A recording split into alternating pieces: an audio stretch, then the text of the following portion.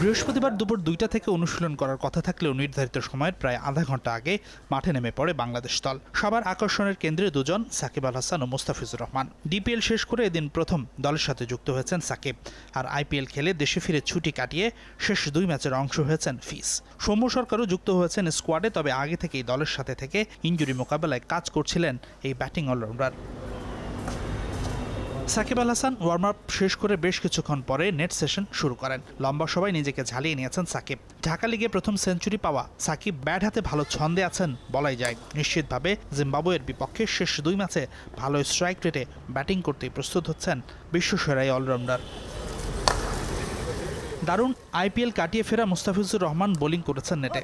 আইপিএলের ফর্মটা জাতীয় দলেও দেখাতে চাইবেন ফিস, কেননা বিশ্বকাপ পরিকল্পনায় টাইগারদের গুরুত্বপূর্ণ সদস্য এই পেসার।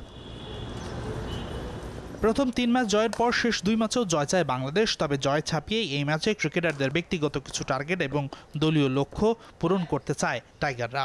জেনেটিকলি পাওয়ার আমাদের কম, পাওয়ার ক্রিকেট যেহেতু টি-20, সেক্ষেত্রে কীভাবে আমরা আরও গ্যাপগুলো ইউজ করতে পারি বা রান আর একটু বেশি করা যায়, ওইভাবে চিন্তা করে বোলিং আর একটু ভালো করা যায় কেমনে, ডেতে আর একটু ভালো করা যায় কেমনে, সবাই আমরা ইমপ্রুভমেন্ট করার ট্রাই করতেছি। কারণ আমাদের টিমের সবারই কিন্তু স্কিল ওয়াইজ এবং প্লেয়ার ওয়াইজ আমাদের মার্জিন সবারই ১৯-২০, কেউ ১৫-২০ নাই। জিম্বাবুয়ের সাথে খেলে বিশ্বকাপের প্রস্তুতি নেওয়ার বিষয়টা নিয়ে প্রশ্ন তুলেছেন কোচ সাকিব আল হাসান। আসলেই কতটা প্রস্তুতি নিতে পারছেন তাসকিনরা? দারুণ ফর্মে থাকা এই পেসার স্বীকার করছেন আরও ভালো কন্ডিশন হতে পারত, তবে এরই মাঝে সেরা প্রস্তুতি নিতে চায় দল। বেশিরভাগ খেলোয়াড়েরই ইউএসএতে খেলার এক্সপিরিয়েন্সও কম, ওইখানে যে আসলে নতুনভাবে অ্যাডাপ্ট করতে হবে।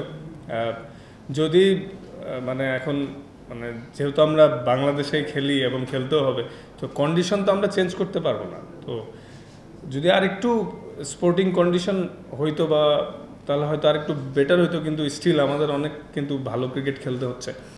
এই ম্যাচে বাংলাদেশ একাদশে ৩টি পরিবর্তন আসবে নিশ্চিত। একাদশে ফিরবেন সাকিব, মুস্তাফিজ ও সৌম্য। সৌম্যকে জায়গা দিতে বাদ পড়তে পারেন তানজিদ তামিম, মুস্তাফিজ, আর সাকিবকে জায়গা দিতে তানভীর, সাইফুদ্দিন, তানজিম সাকিব ও রিশাদ। এই ৪ জনের যে কোনো দুজন। হাসিনুর রহমান, যমুনা স্পোর্টস, ঢাকা।